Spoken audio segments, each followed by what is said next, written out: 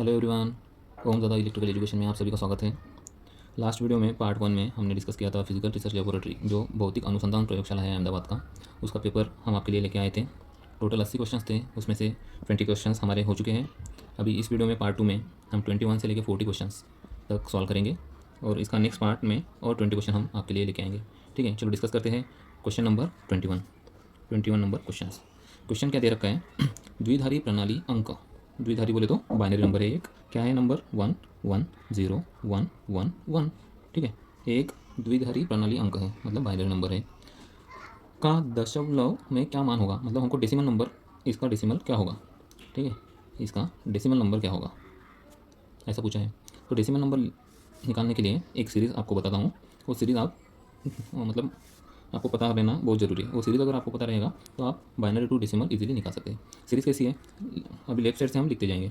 Left side में पहले एक नंबर लिखेंगे, इसका दो गुना दो, दो का दो गुना 4, 8, 16, 32, 64, 128 एंड सो ऑन। ऐसा हम ये सीरीज़ बहुत लंबी सीरीज़ हम बना सकते हैं।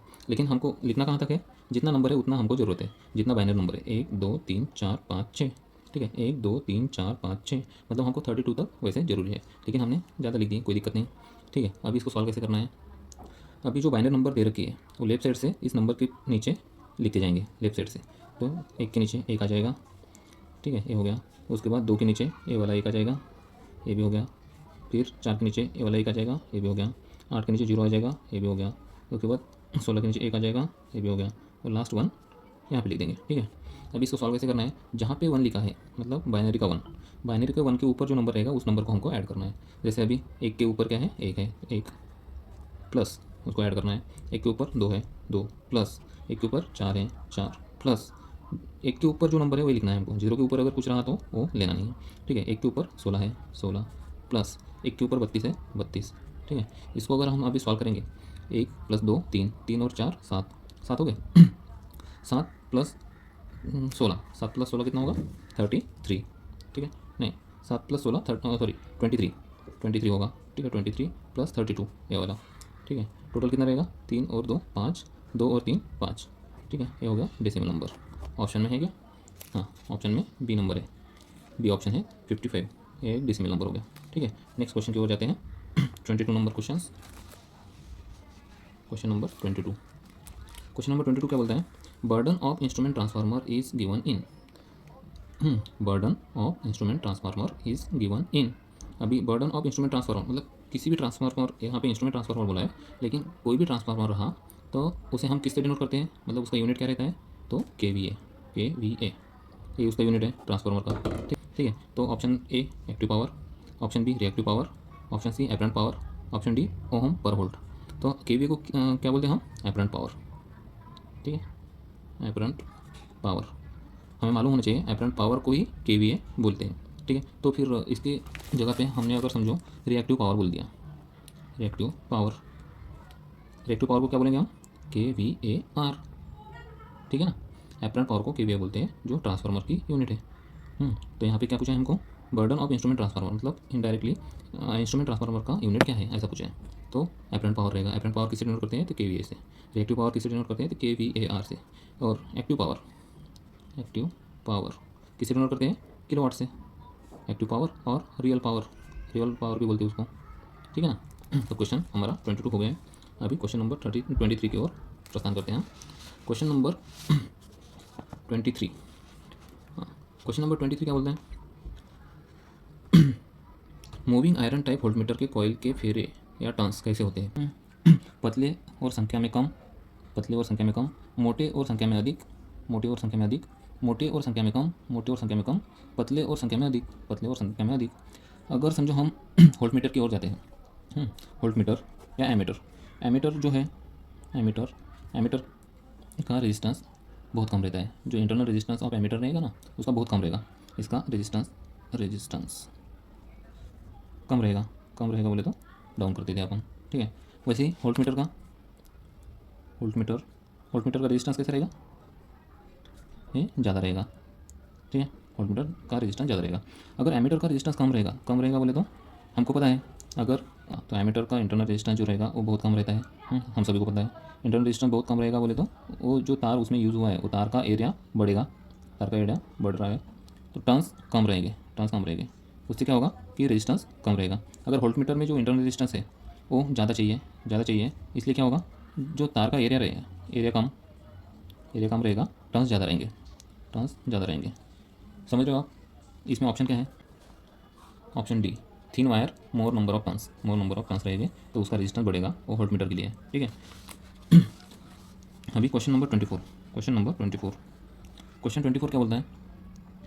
यदि 0.8 के लैगिंग पावर फैक्टर वाले सिंगल फेज लोड में पावर फैक्टर कितना है? Power factor 0.8 lag. ठीक है। Power factor single phase load में पावर को मापते समय सीटी का अनुपात, सीटी रेशियो दे रखा है। सीटी रेशियो कितना है? 100/5। ठीक है। सीटी रेशियो बोला है 100/5। और पीटी रेशियो कितना बोला है? 1100/110। ठीक है, 1100/110 वोल्ट एम्स रहेगा। ठीक है। सीटी रेशियो और पीटी रेशियो दे रखा है, पावर फैक्टर है 0.8 लैगिंग। ठीक है। का उपयोग करके वाटमीटर की रीडिंग 100 वाट आती है। का उपयोग करके वाटमीटर की रीडिंग 100 वाट आती है। वाटमीटर रीडिंग कितना है? वाटमीटर रीडिंग कितना है? 100 वाट आती है। फिर लोड द्वारा खपत की जाने वाली बिजली कितनी होगी? The power consume by the load, मतलब लोड द्वारा पावर कितना कंज्यूम होगा। ठीक है। तो हम एक फॉर्मूला है एक्चुअल पावर ऑफ लोड कैसे निकालेंगे? Equals two wattmeter reading, wattmeter से हमको जितना रीडिंग मिला उतना इंटू सीटी रेशो इंटू पीटी रेशो। ठीक है, ये फॉर्मूला है। Actual power of load calculate अगर करना है आपको, ठीक है, तो ये फॉर्मूला याद रखो। एक्चुअल पावर ऑफ लोड अगर कैलकुलेट करना है तो वाटमीटर में कितना रीडिंग आया इंटू सीटी रेशो इंटू पीटी रेशो। अब ये इसमें पुट करेंगे, वाटमीटर में कितना रीडिंग आया तो 100 वाट आया। ठीक है, इंटू सीटी रेशो कितना है? 100/5। ठीक है, इंटू पीटी रेशो कितना है? 1100/110। ठीक है ना, इतना है। अभी इसको सॉल्व करते हैं। अब इसको सॉल्व करने के लिए 100 वाट जैसे वैसे, ठीक है, लिखा हमने। इंटू ये आएगा 20, 5 कम 5 5 20 100 होता है। ठीक है, ये 20 आ गया। इंटू ये कितना रहेगा? 110, 1100/110, 10 से डिवाइड होगा ना, 10 से डिवाइड होगा इंटू 10। ठीक है, ये कितना आएगा? अभी 100 इंटू 20 2000, नहीं, हाँ 2000 आ जाएगा इंटू 10 ये वाला। ठीक है, अभी ये 20,000 आ गए। 20,000 वाट। 20,000 वाट को हम कैसे लिखते हैं? 20 किलोवाट। ऑप्शन में है 20 किलोवाट, देखते हैं 24 ऑप्शन सी 20 किलोवाट। आंसर है 20 किलोवाट। ठीक है, समझ गए? कुछ डाउट है आपको तो मुझे कमेंट बॉक्स में टाइप कीजिए। ठीक है। क्वेश्चन नंबर 25 क्या बोल रहे हैं? शुष्क स्थिति में मानव शरीर द्वारा दी जाने वाली न्यूनतम प्रतिरोध रेजिस्टेंस लगभग कितना होता है? Under dry condition the minimum resistance offered by human body is about, मतलब ह्यूमन बॉडी अगर ड्राई कंडीशन में है तो वो कितना रेजिस्टेंस ऑफर करता है, मतलब उसका रेजिस्टेंस कितना हम मानते हैं? तो ऑप्शन है 100 किलो ओम, बी है 5 किलो ओम, सी है 500 ओम, डी है 100 ओम। तो एज़ पर आई रूल हमने पढ़ रखा है या देखा होगा, आपने कहीं सुना होगा, सर्च करके भी देख सकते हैं। ठीक है, तो एक जो शुष्क स्थिति जो ड्राई कंडीशन रहती है ह्यूमन बॉडी की, वो एक वेरी रहती है, body to body resistance value vary होती रहती है। ठीक है, तो जो रेंज है, range of human body resistance under dry condition, में जो रेंज रहेगी वो कितना रहेगी? 10 kilo ohm to 100 kilo ohm. ठीक है, ये रेंज है 10 kilo ohm to 100 kilo ohm under dry condition human body का रेजिस्टेंस रहता है। तो ऑप्शन में देखते हैं, option 1 100 kilo ohm, option B 5 kilo ohm, option C 500 ohm, option D 100 ohm. तो ऑप्शन 1 जो दे रखा है ए 100 किलो ओम, उसके साथ हम जाएंगे। ठीक है, नेक्स्ट क्वेश्चन 26। ELCB सामान्यतः कितने अर्थ फॉल्ट करंट के लिए निर्मित नहीं होता है?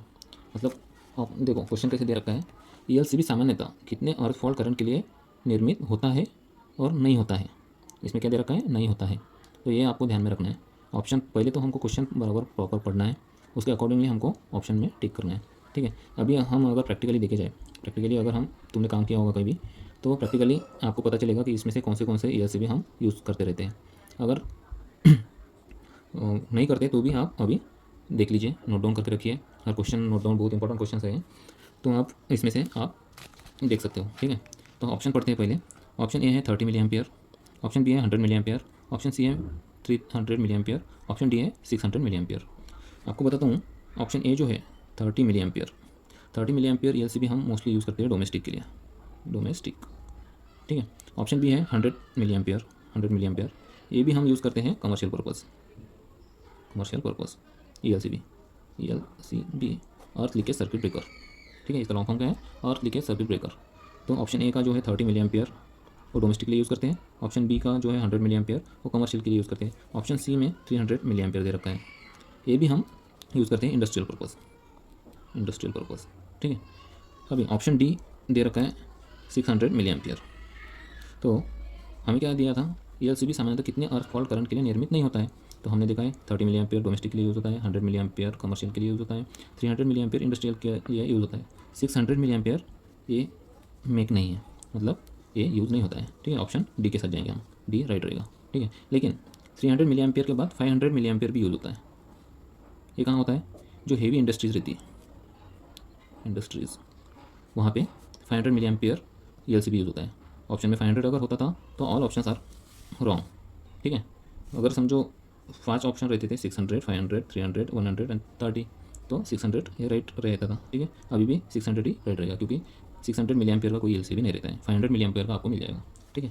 क्वेश्चन नंबर 27, नेक्स्ट क्वेश्चन देखते हैं। क्वेश्चन 27, क्वेश्चन 27 क्या बोल रहा है, 250 वोल्ट की आपूर्ति में एक 60 वाट का बल्ब, 250 वोल्ट की आपूर्ति में एक 60 वाट का बल्ब, 60 वाट का बल्ब एक है, और दूसरा 40 वाट का बल्ब, 40 वाट का एक बल्ब है, ठीक है। एक 60 वाट का है, एक 40 वाट का है। बल्ब श्रृंखलाबद्ध रूप से जोड़े, मतलब इसको सीरीज में जोड़ना है। एक बल्ब है, ठीक है, 60 वाट का, दूसरा है 40 वाट का, इनको 250 वोल्ट सप्लाई दिया, 250 वोल्ट, ठीक है, 250, इसको श्रृंखला में जोड़ दिया, मतलब सीरीज में जोड़ना है, ठीक है। श्रृंखलाबद्ध रूप से जोड़े हुए है तो कौन सा बल्ब ज़्यादा चमकेगा। बहुत सिंपल सवाल है, क्या बोल रहे हैं, अगर 60 वाट का एक बल्ब है और एक 40 वाट का बल्ब है, दोनों को सीरीज में जोड़ा है और उसको 250 वोल्ट सप्लाई दिया है, ठीक है। इसमें से कौन सा बल्ब ज़्यादा ब्राइट होगा, तो कौन सा होगा, ऑब्वियसली जो कम वाट का रहेगा वो ज़्यादा ग्लो करेगा, मतलब 40 वाट बल्ब ज़्यादा ब्राइट रहेगा 60 वाट के अकॉर्डिंगली, ठीक है। ऑप्शन क्या है, ऑप्शन है 60 वाट बल्ब, सेकंड है 40 वाट बल्ब, दोनों बल्ब समान रूप से चमकीले होंगे, उपरोक्त में से कोई नहीं। तो हमको पता है जो कम वाट का रहेगा वो ज़्यादा ग्लो करेगा, ऑप्शन बी सही रहेगा 40 वाट बल्ब। ऑप्शन सी और डी तो रहेंगे नहीं क्योंकि एक ज़्यादा ग्लो करेगा एक कम ग्लो करेगा, ठीक है। दोनों बल्ब समान रूप से चमकीले होंगे, ये तो है ही नहीं आंसर। डी उपरोक्त में से कोई नहीं, ये भी आंसर है नहीं क्योंकि ऑलरेडी सर्किट पूरा है, ठीक है। ग्लो तो होगा, कोई ना कोई कम ज़्यादा रहेगा, ठीक है। ऑप्शन बी सही आंसर है, ठीक है। अभी क्वेश्चन नंबर 28, क्वेश्चन नंबर 28 क्या है, 240 volt V equals to 240 volt, ठीक है। 28 नंबर क्वेश्चन है। 50 हर्ट्ज़ फ्रीक्वेंसी दे रखी है, 50 हर्ट्ज़, ठीक है। सप्लाई पर 24 ओम के प्रतिरोध वाली कॉइल, एक 24 ओम 24 ओम प्रतिरोध वाली कॉइल, आर दे रखा है 24 ओम, ठीक है। ये कॉइल है, कॉइल जो 5 एम्पियर की करंट लेती है, करंट कितना दे रखा है, इक्वल्स टू 5 एम्पियर। तो उसके पावर फैक्टर की गणना याद कीजिए, मतलब हमको पावर फैक्टर निकालना है, power factor equals to cos 5, ये निकालना है, ठीक है। अभी पावर फैक्टर निकालना है तो पावर फैक्टर का हमको फॉर्मूला पता है, cos 5 इक्वल्स टू R/Z, ये फॉर्मूला पता है हमको, ठीक है। अभी हमें दे क्या रखा है, according to Ohm's law, according to Ohm's law Z जो है, जोड़ इम्पिडेंस, इम्पिडेंस Z का फॉर्मूला क्या बनेगा फिर, जैसे V इक्वल्स टू IR है वैसे ही रेजिस्टेंस की बजाय हमने इम्पिडेंस निकालना है, टोटल इम्पिडेंस Z से हम डिनोट करेंगे R के बजाय, ठीक है। तो Z इक्वल्स टू V/I, बराबर है ना, V/I जो है I हो जाएगा, ठीक है। अभी V दे रखा है हमको कितना, 240 volt, 240 volt divided by I कितना दे रखा है, 5 एम्पियर, 5 एम्पियर, ठीक है। इसको डिवाइड करते हैं कितना होगा, ये हो जाएगा 48 ओम, ठीक है। आप सॉल्व कर लीजिए एक बार, तो ये हो जाएगा 48 ओम, ठीक है। तो Z इक्वल्स टू 48 ओम, ये आ गया, हमको ये पता था। तो एक नंबर में हम अभी Z की वैल्यू पुट करेंगे, Z की वैल्यू यहाँ पे पुट करेंगे, R तो ऑलरेडी हमको दे रखा था, ठीक है। तो cos 5 मतलब पावर फैक्टर, cos 5 मतलब power factor equals to R/Z, R की वैल्यू कितने हैं 24, Z की वैल्यू कितने हैं 48, 24 1 ज़ा 24, 24 2 ज़ा मतलब 48 इक्वल्स टू 1/2, 1/2 बोले तो 0.5, ठीक है। तो हमको पावर फैक्टर निकालना था, पावर फैक्टर की वैल्यू आ गई 0.5, ठीक है। ऑप्शन में देखते हैं, ऑप्शन सी दे रखा है 0.5। ठीक है, समझ गए आप? ठीक, नेक्स्ट क्वेश्चन पे जाते हैं। 29 नंबर क्वेश्चन है, 29 नंबर क्वेश्चन है। ठीक है, 29 नंबर क्वेश्चन क्या बोल रहा है, एक इंडक्शन मोटर किसके साथ काम करती है? एक इंडक्शन मोटर किसके साथ काम करती है? किसके साथ काम करती है, पहले ऑप्शन पढ़ लेते हैं। शुद्ध डीसी आपूर्ति, मतलब प्योर डीसी सप्लाई, ऑप्शन है। दूसरा है स्पंदित डीसी आपूर्ति, पल्सेटिंग डीसी सप्लाई। थर्ड है सिंगल या 3 phase AC supply, single phase और 3 फेज एसी सप्लाई। और डी ऑप्शन है केवल बैटरी आपूर्ति, ओनली बैटरी सप्लाई। तो हम बताते हैं आपको induction motor. Induction motor, induction motor मतलब एसी की डीसी है, तो ये टाइप ऑफ एसी मोटर है, टाइप ऑफ एसी मोटर है। ठीक है, टाइप ऑफ एसी मोटर है, तो ये एसी पे काम करेगा। ठीक है, वो फिर सिंगल फेज एसी मोटर रहेगा या 3 फेज एसी मोटर रहेगा। एसी मोटर के टाइप्स कितने हैं, एक तो सिंगल फेज एसी मोटर, या मतलब type in the sense phase के अकॉर्डिंग, सिंगल फेज, 3 फेज। ठीक है, 3 phase AC motor, single phase AC motor. ठीक है, तो इंडक्शन मोटर किसके साथ काम करती है, तो सिंगल फेज या 3 फेज, ऑप्शन सी सही रहेगा। ठीक है, क्वेश्चन नंबर 30 नंबर क्वेश्चन देखते हैं। क्वेश्चन नंबर 30, क्वेश्चन 30 क्या बोल रहे हैं, स्वचालित स्टार डेल्टा स्टार्टर एक ऑटोमेटिक स्टार डेल्टा स्टार्टर है। ठीक है, ये संचालन के लिए, संचालन इन द सेंस ऑपरेशन के लिए कॉन्ट्रैक्टर्स का सही अनुक्रम संचालन कौन सा है? Which is the correct sequence operation of the contractor for operating automatic star delta starter. अगर हमको ऑटोमेटिक स्टार डेल्टा स्टार्टर चालू करना है तो उसके लिए सही क्रम कौन सा रहेगा? इनमें से क्रम कैसा है? पहला ऑप्शन है मेन स्टार डेल्टा टाइमर, दूसरा ऑप्शन है star main timer delta, third option है main timer delta star, fourth option है स्टार टाइमर मेन डेल्टा। तो ये कैसे कन्फ्यूजन क्वेश्चन है, क्वेश्चन कन्फ्यूजन है। हम अगर थेरोटिकली जाएंगे और प्रैक्टिकली जाएंगे, ये दोनों भी मतलब तो देखा जाए तो प्रैक्टिकली हम मोस्टली सूटेबल आंसर इसको बता सकते हैं। वैसे अगर समझो हमने स्टार डेल्टा स्टार्टर बनाया एक, तो स्टार डेल्टा स्टार्टर किस लिए बनाते हैं, मतलब क्यों स्टार डेल्टा स्टार्टर लगाते हैं? तो स्टार डेल्टा उसके नाम पर ही दे रखा है, एक तो मोटर स्टार में घूमेगी या तो फिर डेल्टा में घूमेगी। तो स्टार्टिंग में जब मोटर स्टार्ट होता है, मोटर स्टार्ट होता है तो मोटर स्टार्ट किसके थ्रू होता है, तो स्टार्टर के थ्रू होता है। तो स्टार्टर में ऑलरेडी 3 कॉन्ट्रैक्टर हैं, जैसे मेन कॉन्ट्रैक्टर, स्टार कॉन्ट्रैक्टर और डेल्टा कॉन्ट्रैक्टर। ठीक है, तो स्टार और डेल्टा कॉन्ट्रैक्टर जो है वो कैसे पिकअप होते हैं, तो वो टाइमर के थ्रू पिकअप होते हैं। ठीक है, तो इसका सही अनुक्रम कैसा है, अगर स्टार में अगर मोटर चलती है तो स्टार में करंट, जो स्टार्टिंग करंट रहता है ना, तो स्टार में स्टार्टिंग करंट बहुत कम हो जाता है स्टार में अगर हम मोटर चलाएंगे तो। अगर वो मेन या डेल्टा में चलाएंगे तो उसका स्टार्टिंग करंट ज़्यादा जाएगा। ठीक है, तो ये बात तो पक्का है कि पहला जो अनुक्रम है वो स्टार में चलेगा। ठीक है, स्टार। अभी ऑप्शन में देखेंगे तो स्टार वाले कितने हैं, इसमें 2 ही है, ऑप्शन बी और ऑप्शन डी। ठीक है, एक तो ऑप्शन बी रहेगा आंसर, नहीं तो ऑप्शन डी रहेगा। अभी स्टार में चलने के बाद तो हमने हर बार सुना है या बुक्स में भी पढ़ा है कि स्टार और main at a time pickup होते हैं, मतलब सेम टाइम पे स्टार और मेन पिकअप होते हैं। तो हम देखते समय हमको पता नहीं लगता है कि कौन सा पहले पिकअप हुआ है। वो वायरिंग के हिसाब से हम देख सकते हैं कि कौन सा पिकअप होता है, लेकिन हमने अगर समझो एक आधा स्टार डेल्टा स्टार्टर चालू किया, उस टाइम पे हमें पता नहीं लगता है कि कौन सा पहला पिकअप हुआ है, क्योंकि इतना इंस्टेंट होता है वो दोनों भी पिकअप कि उसमें हमको फ़र्क नहीं दिखता है।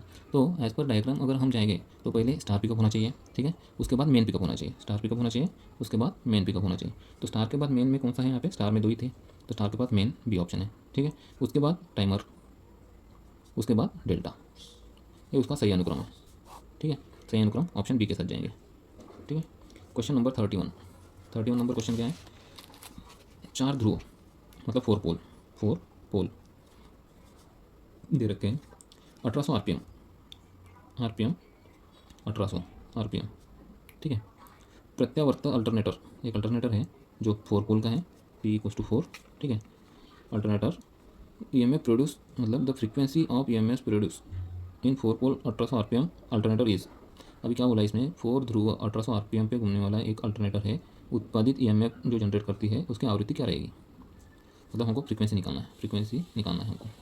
पोल दे रखा है, रोटर स्पीड एन आर दे रखा है कितना, 1800। ठीक है, पोल दे रखा है 4, फ्रीक्वेंसी निकालना है। ठीक है, तो हमको सिंक्रोनस स्पीड NS = 120 F/P, ये हमको पता है फॉर्मूला। ठीक है, तो ये सिंक्रोनस स्पीड दे रखा है NS। ठीक है, NR नहीं है, ये सिंक्रोनस स्पीड दे रखा है हमको। 4 पोल मोटर है, उसका आरपीएम है 1800, फ्रीक्वेंसी हमको निकालना है। ठीक है, तो सिंक्रोनस स्पीड का फॉर्मूला क्या है, 120 F/P। ठीक है, अभी सभी वैल्यू इसमें पुट करेंगे। तो सिंक्रोनस स्पीड क्या है, 1800 = 120 × F/P4। ठीक है, इसको अगर हम सॉल्व करेंगे, 1800 × 4 / 120 = फ्रीक्वेंसी। ठीक है, इसको सॉल्व करेंगे, 0 से 0 कट जाएगा, 4 4 3 12, ठीक है। 3 एकम 3 3 6 18, ठीक है। 6 यहाँ पे और ये 0 बचा है, मतलब 60, ठीक है। मतलब frequency F equals to 60 H Z, ये आंसर है। ऑप्शन में 60 हर्ट्ज कहाँ पे है, बी ऑप्शन, ठीक है। चलो नेक्स्ट क्वेश्चन, क्वेश्चन नंबर 32, ठीक है। 32 नंबर क्वेश्चन क्या बोल रहा है, ट्रांसफार्मर में टैपिंग्स कहाँ प्रदान की जाती है। जो ट्रांसफार्मर है उसकी टैपिंग्स कहाँ प्रदान की जाती है। ऑप्शन केवल एच टी साइड, ऑप्शन 2 क्या है, तृतीय टर्शरी वाइंडिंग में, ऑप्शन 3 एस टी या एल टी में, केवल एल टी साइड में। हमें अगर आपको अगर बताऊँ मैं तो ऑप्शन इसका सही आंसर क्या है, H T side only. Option answer है इसका answer H T side only. H T side only की जाती है क्योंकि अगर समझो एल टी साइड किया, एल टी साइड में टैपिंग्स क्यों नहीं लगाते, क्योंकि वहाँ पे हाई करंट रहता है।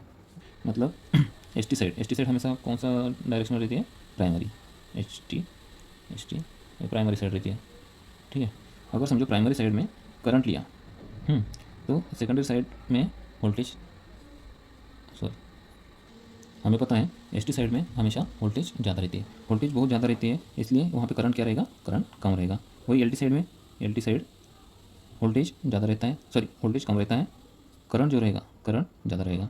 अगर हम टैपिंग्स एल टी साइड में लगाएंगे तो एल टी साइड में करंट ऑलरेडी ज़्यादा है, उस टाइम पे जिस टाइम पे हम ऑन लोड में टैपिंग्स चेंज करते हैं तो वहाँ पे स्पार्किंग बहुत ज़्यादा वहाँ पे उत्पन्न होगा, कौन से एल टी साइड में। इसलिए हम एस टी साइड में टैपिंग सकते हैं क्योंकि वहाँ पे करंट कम है, ठीक है। ऑप्शन हम ए के साथ जाएंगे, S T side only. S T side में हमेशा टैपिंग्स लगाते हैं, ठीक है।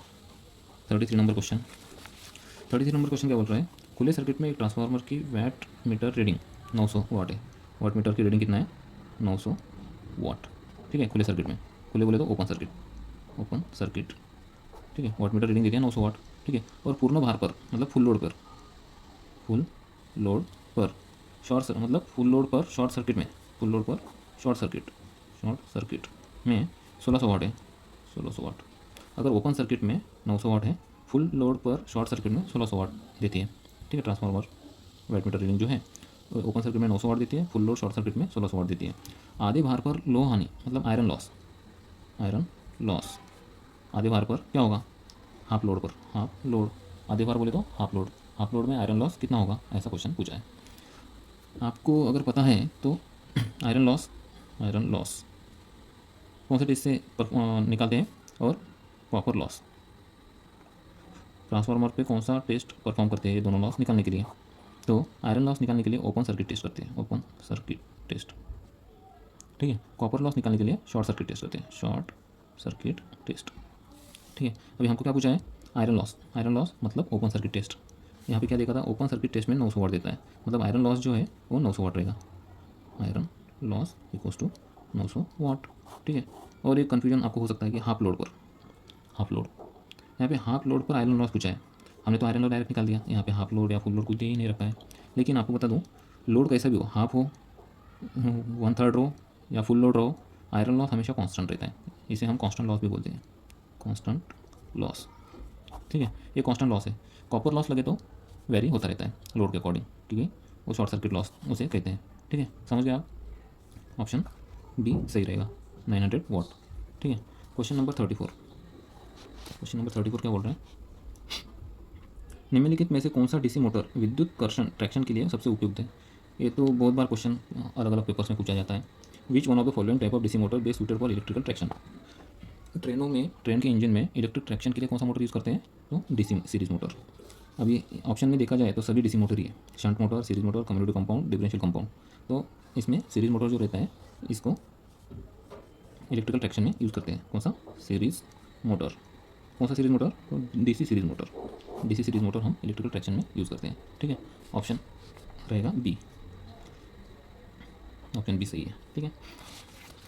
क्वेश्चन नंबर 35, क्वेश्चन नंबर 35 में क्या है, एसी ड्राइव के ब्लॉक आरेख में एक्स के रूप में चिन्हित घटक का नाम क्या है। What is the name of component mark as X in the block diagram of AC drive. एक एसी ड्राइव है, इसमें एक्स जो मार्क कर रखा है तो उसका नाम क्या है, ऐसा पूछ रहे हैं।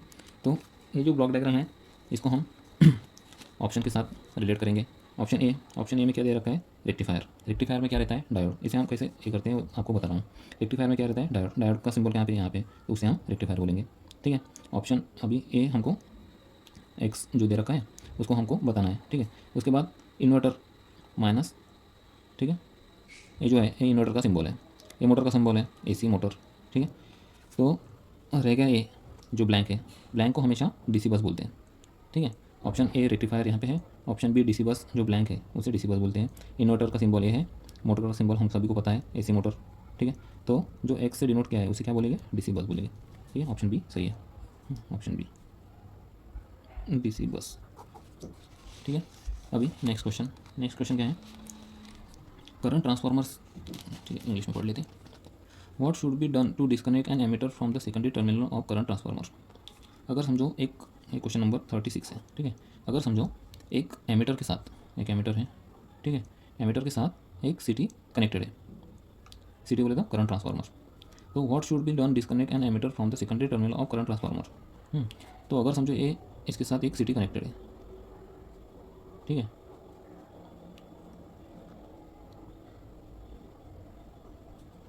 ये प्राइमरी टर्मिनल हो गया, सेकेंडरी टर्मिनल समझो। तो एमीटर के साथ CT कनेक्टेड है, तो बोल के रहे करंट ट्रांसफार्मर CT के द्वितीय टर्मिनलों से एक एमीटर को डिस्कनेक्ट करने के लिए क्या किया जाना चाहिए। अगर समझो एमीटर से हमको CT को डिस्कनेक्ट करना है तो उसके सेकेंडरी टर्मिनल को क्या किया जाना चाहिए, ऐसा क्वेश्चन पूछा है, ठीक है। तो ऑप्शन क्या है, secondary of CT should be earth, जो सेकेंडरी टर्मिनल रहेंगे CT के वो दोनों अर्थ कर दो। Terminal of CT should be shorted before disconnecting ammeter, ammeter से डिस्कनेक्ट करने के पहले सेकेंडरी जो टर्मिनल है CT के उसे शॉर्ट कर दो बोल रहे हैं। Option C, ammeter should be disconnected by connecting high resistance across the secondary CT, secondary CT के जो टर्मिनल है उसके अकॉर्डिंग हाई रेजिस्टेंस जोड़ दो, ऐसा बोल रहे हैं, ठीक है। ऑप्शन डी है, by disconnecting the primary supply from supply, by disconnecting the primary from the supply, एक तो इसके प्राइमरी यहाँ से डिस्कनेक्ट कर दो, ऐसा बोल रहे हैं। आपको बता दूँ, जब CT करंट ट्रांसफार्मर अगर समझो लाइव में कनेक्टेड है एक एमीटर के साथ, CT हमेशा एमीटर के साथ ही कनेक्टेड रहता है, इंस्ट्रूमेंट ट्रांसफार्मर, ठीक है। तो ये जो CT है, ये CT जिस टाइम पे लाइव में कनेक्टेड है एमीटर के साथ, और CT को हमको अगर डिस्कनेक्ट करना है, CT को इन द सेंस एमीटर को हमको अभी डिस्कनेक्ट करके निकालना है, तो एमीटर को डिस्कनेक्ट करके निकालने के पहले इसकी जो सेकेंडरी रहेगा उसे हमको शॉर्ट करना पड़ता है। क्यों शॉर्ट करना पड़ता है, क्योंकि ये अगर हमने ओपन छोड़ दिया तो यहाँ पे एक्सेसिव हीट जनरेट होगी, हाई करंट यहाँ से फ्लो होगा, हाई करंट फ्लो होने के कारण ये CT यहाँ पे ब्लास्ट हो सकता है, ठीक है। तो ऑप्शन बी के साथ जाएंगे, terminal of CT should be shorted before disconnecting ammeter, मतलब एमीटर को डिस्कनेक्ट करने के पहले टर्मिनल ऑफ सेकेंडरी CT के करंट ट्रांसफार्मर के ये आपको शॉर्ट करना पड़ेगा, ठीक है। क्वेश्चन नंबर 30 होगा। क्वेश्चन नंबर 36 क्या बोल रहे हैं, अगर आपको ये चैनल अच्छा लग रहा है, हमारा टीचिंग आपको अच्छा लग रहा है तो लाइक करते रहिए भैया, उससे हमको प्रेरणा मिलती है और अच्छी वीडियो आपके सामने मैं लाऊंगा। कॉम्पिटिटिव एग्जाम्स के बहुत से पेपर्स हैं जो मैं आपको सॉल्व करके बताने वाला हूँ, ठीक है। तो लाइक कीजिए, सब्सक्राइब करते रहना, और अपने दोस्तों को बताओ, ठीक है। नेक्स्ट क्वेश्चन 36 नंबर हो गया अभी अपना, ठीक है। 37 नंबर क्वेश्चन है, 500 वोल्ट के ब्रेकडाउन वोल्टेज रेटिंग वाले 3 संधारित्र समांतर में जुड़े हुए हैं, संयोजन की ब्रेकडाउन वोल्टेज रेटिंग क्या है। 3 कैपेसिटर है, ठीक है, 1 2 3 कैपेसिटर है, ठीक है। Each with a breakdown voltage of 500 volt, सबका ब्रेकडाउन वोल्टेज जो रहेगा वो 500 वोल्ट है, 100 वोल्ट, ठीक है। तीनों भी पैरेलल में जुड़े हैं, ठीक है। Are connected in parallel. What is the breakdown voltage rating of the combination, इन तीनों का ब्रेकडाउन वोल्टेज कितना रहेगा कॉम्बिनेशन में। तो हमको पता है कि voltage always same in parallel और current always same in series, ये हमको पता है। करंट जो रहेगा सीरीज में हमेशा सेम रहेगा, वोल्टेज जो रहेगा वो पैरेलल में हमेशा सेम रहेगा। तो 500 वोल्ट यहाँ पे जो है वही 500 वोल्ट यहाँ पे रहेगा, वही 500 वोल्ट यहाँ पे रहेगा, जो ऑलरेडी उन्होंने बताया। इन तीनों को हमने अगर समझो पैरेलल में जोड़ दिया तो भी यहाँ पे वोल्टेज 500 वोल्ट ही एक हर कैपेसिटर के पास रहेगा, जो उसको ब्रेकडाउन करने के लिए यूज़फुल है। तो इसका आंसर 500 वोल्ट ही आएगा, ठीक है। 38 नंबर क्वेश्चन नंबर 38 क्या बोल रहे हैं, क्वेश्चन नंबर 38, ठीक है। 38 नंबर क्वेश्चन क्या बोल रहे हैं, धातु से बनी मशीनरी एक स्थैतिक बिजली के कारण विद्युत खतरों से बचने के लिए निम्नलिखित में से किसका उपयोग किया जाना चाहिए। टू अवॉइड इलेक्ट्रिकल हजार्ड्स, अगर समझो इलेक्ट्रिकल शॉक, इलेक्ट्रिकल कोई भी खतरा को अवॉइड करने के लिए एक static electricity on metal bodies machinery, जो एक आदि मशीनरी है, मशीनरी मतलब वो मेटल पार्ट हो गया, उस मेटल पार्ट को हम अगर टच करते हैं तो हमारा स्टैटिक पोटेंशियल जो रहेगा वो हमारे बॉडी थ्रू डायरेक्ट ग्राउंड हो जाएगा। तो उससे हमारे ह्यूमन बॉडी को बहुत खतरा रहता है। मतलब ये सेफ्टी पर्पज़ के लिए हम क्या करते हैं, जो मशीनरी मेटल बॉडी है उसको हम अर्थ कर देते हैं। तो हमें मतलब as per I rule each and every metal parts in electric system to be earth, हम ऐसे बोलते हैं, हर बार बोलते हैं, एज पर आई रूल बताते भी है और करते भी है इन प्रैक्टिकली। जो भी मेटल पार्ट रहेगा किसी भी फ्रेमवर्क का तो हमें अर्थ करना पड़ता है। क्या करेंगे, तो ऑप्शन ए दे रखा है the machinery to be insulated, machinery को इंसुलेट करेंगे, ये कोई बात, ये तो है ही नहीं ऑप्शन। तो option B insulated cabins to be constructed, मतलब जो भी कैबिन बनाते हैं बाहर का, जो भी उसका बॉडी है समझो, उसे हम कैबिन बोलेंगे। तो insulated cabin to be constructed मतलब बनाते वक्त ही हम उसको इंसुलेटेड कैबिन बनाएंगे, ऐसा वो बोल रहे हैं। The framework of machinery to be earth, अभी जो मैंने बोला आपको, जो भी मेटल फ्रेमवर्क है, जो भी मेटल बॉडी है, जो भी पार्ट्स है अगर मशीनरी का, इंस्ट्रूमेंट का, कुछ भी, तो उससे हमको अर्थ करना पड़ता है एज पर आई रूल। तो उससे क्या होगा, उससे इलेक्ट्रिकल हजार्ड्स नहीं होंगे, ठीक है, ह्यूमन सेफ्टी के लिए भी बहुत फायदेमंद है। तो ऑप्शन सी के साथ जाएंगे हम, the framework of machinery to be earth, ठीक है। 38 हो गया। 39 number, question number 39। Question number 39 क्या बोल रहे हैं, एक 220 वोल्ट 220 वोल्ट डीसी मोटर में 0.5 ओहम का आर्मेचर रेजिस्टेंस है। आर्मेचर रेजिस्टेंस किससे डिनोट करते हैं, आर ए, 0.5 ओहम, ठीक है। और 200 वोल्ट का back EMF EB, back EMF EB से डिनोट करते हैं। बैक ईएमएफ कितना बोल रहे हैं, 200 वोल्ट का, ठीक है।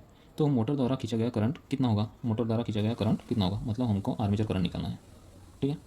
वोल्टेज दे रखा है 220, एक 220 वोल्ट, ठीक है। और 220 volt DC motor has armature resistance 0.5 ohm and back EMF 200 volt, ठीक है। What will be the current drawn by the motor, motor के द्वारा करंट कितना ड्रॉ होगा, मतलब हमको आर्मेचर करंट निकालना है, ठीक है। अभी हमको एक फॉर्मूला बनना, E B equal to V minus I A R A, ये फॉर्मूला है, ठीक है।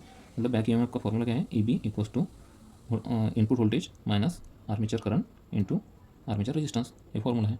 ये सभी वैल्यू इसमें पुट करेंगे। ई बी हमको दे रखा था 200 इक्वल टू वोल्टेज दे रखा था 220 माइनस आर ए हमको निकालना है इंटू आर ए हमको दे रखा है 0.5, ठीक है।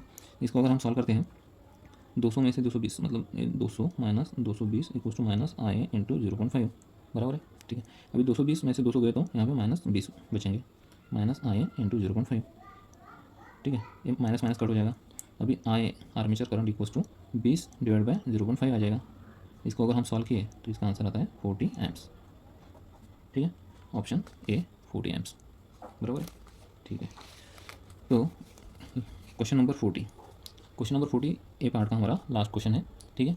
इसके बाद हम नेक्स्ट पार्ट लेके आएंगे जिसमें क्वेश्चन रहेंगे आगे के क्वेश्चन 41 से लेके 60 तक, हम उसमें पार्ट 3 में आपको सॉल्व करके बताएंगे, ठीक है दोस्तों, ठीक है। क्वेश्चन नंबर 40, क्वेश्चन नंबर 40 क्या बोल रहे हैं, कौन सा उपकरण एक स्विच के रूप में कार्य करता है, कौन सा उपकरण, नीचे दिए गए ऑप्शन है उसमें से कौन सा उपकरण एक स्विच के लिए कार्य करता है लेकिन सिग्नल को बढ़ा नहीं सकता है। अभी इलेक्ट्रॉनिक सिग्नल को बढ़ाने में मोस्टली हम इलेक्ट्रॉनिक उपकरण का सहयोग लेते हैं। इलेक्ट्रॉनिक उपयोग कौन सा है, MOSFET, JFET, BJT, relay, 4 option है। तो इसमें स्विच के रूप में कौन सा कार्य करता है, तो स्विच के रूप में रिले कार्य करता है। वो सिर्फ स्विच के लिए ही कार्य करता है, उसमें कोई वो दूसरा कमांड दूसरा कोई देता नहीं है, सिग्नल बढ़ाने का भी काम नहीं करता है। सिग्नलिंग के लिए इलेक्ट्रॉनिक उपकरण यूज़फुल है। इलेक्ट्रॉनिक उपकरण कौन से हैं, मॉसफेट, जेफेट, बीजेटी। जो मॉसफेट का लॉन्ग फॉर्म क्या है, metal oxide semiconductor field effect transistor, ये metal oxide semiconductor field effect transistor है। वैसे JFET, BJT bipolar junction transistor, ठीक है। तो ऑप्शन सी के साथ हम जाने वाले हैं, ठीक है। ये हो गया हमारे टोटल 40 क्वेश्चंस, ठीक है। अगले नेक्स्ट पार्ट में हम लेके आएंगे आपके लिए 41 क्वेश्चन से लेके 60 क्वेश्चन। ऐसे ही हमारे क्वेश्चन पेपर हम आपके लिए लेते आएंगे, अच्छी तरह हम सॉल्व करके आपको बताएंगे। कुछ डाउट रहा तो हमें कमेंट बॉक्स में बताइए, ठीक है। ठीक है, मिलते हैं फिर नेक्स्ट वीडियो में। Thank you so much.